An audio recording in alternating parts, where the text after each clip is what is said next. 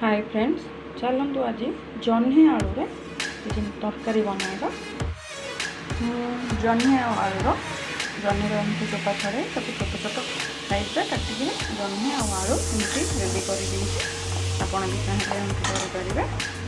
एमती चोपा छड़े जह्नी तरकारी को आम प्रेसर कुकर में बनइले कम गैस खर्च होता है, बहुत जल्दी भी यहाँ हो जाए।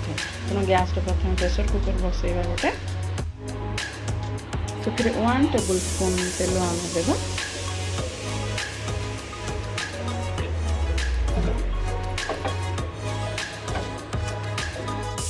किसी पंच फुटन आम पकाइबा।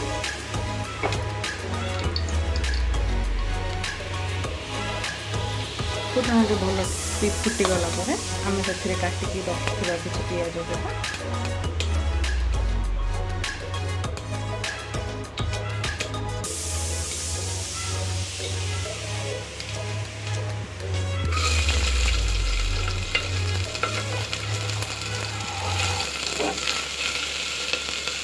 पिज टी गोल्डन ब्राउन आम भाजी पिज गोल्डन ब्राउन कलर हो जाए। आम से किसी बटा जा मसला अदा रसुण जीरा पेस्ट देवा। 2 टेबल स्पून पेस्ट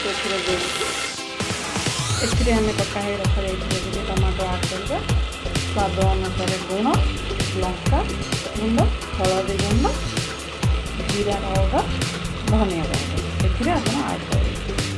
ଏବେ ଆମେ ମସଲାକୁ ଭଲ ଭାବରେ କଷିଦେବା। ମସଲାଟାକୁ ଘୋଡ଼େଇଦେବା। ଘୋଡ଼େଇଦେଲେ ସେଇଟା ବହୁତ ସହଜରେ ଟମାଟୋଟା ମିଶିଯାଇଥାଏ ଓ ଭଲ ଭାବରେ କଷି ହେଇଯାଇଥାଏ। ଏବେ ଦେଖନ୍ତୁ ମସଲାଟି ବହୁତ ଭଲ ଭାବରେ କଷି ଯାଇଛି। ଆମେ କଟା ହେଇ ରଖିଥିବା ଜହ୍ନି ଆଉ ଏଥିରେ ପକାଇବା।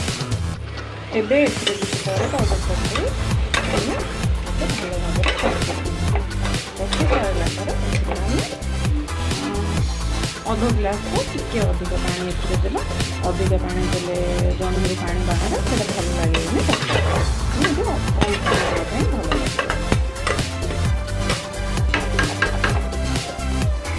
यहाँ तीन शिखिदेवा। लो मीडियम फ्लेम तीन शिखिदेला बंद कर भात सहित खाईपर। देखो फ्रेंड्स, एवं जह्नी आलू तरकारी भल तैयारी आपको केमी लगुच जब देखिए बहुत भल लगुच और खाइबा स्वाद बहुत भल लगे। तेणु आप ट्राए करूँ। आम चैनल को लाइक, कमेंट, सब्सक्राइब करें। रही जय जगन्नाथ।